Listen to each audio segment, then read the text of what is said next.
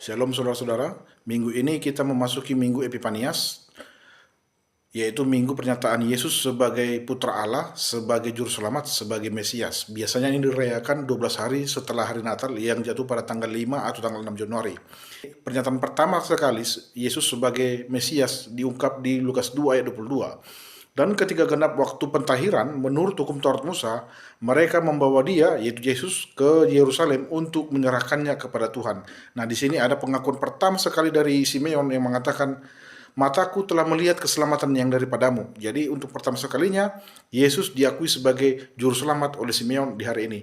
Tapi bukan hanya ada satu pernyataan tentang Yesus sebagai Juru Selamat, atau sebagai Mesias, atau sebagai Putra Allah. Alkitab mencatat setidaknya ada 5 kali pernyataan Yesus sebagai Juru Selamat, atau sebagai Mesias, atau sebagai Putra Allah. Yang pertama, waktu kedatangan orang-orang Majus dari timur, ada pernyataan dari mereka yang mengatakan, di manakah dia, Raja orang Yahudi yang baru dilahirkan? Kami telah melihat bintangnya di timur dan kami datang untuk menyembahnya. Jadi Yesus waktu baru lahir sudah akan disembah oleh orang-orang Majus. Yang kedua adalah pernyataan dari Simeon bahwa ia telah melihat keselamatan yang daripada Allah. Yang ketiga, waktu Yesus dibaptis, ada pernyataan dari Allah bahwa Yesus adalah anaknya.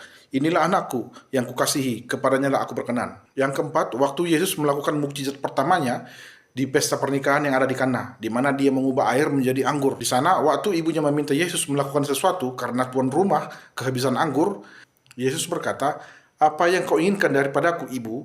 Waktuku belum tiba." Yesus di sana menyatakan bahwa waktu dia belum tiba. Nah, di sana ada pernyataan bahwa Yesus sendiri mengakui bahwa harinya belum tiba bagi dia untuk melakukan perbuatan-perbuatan besar.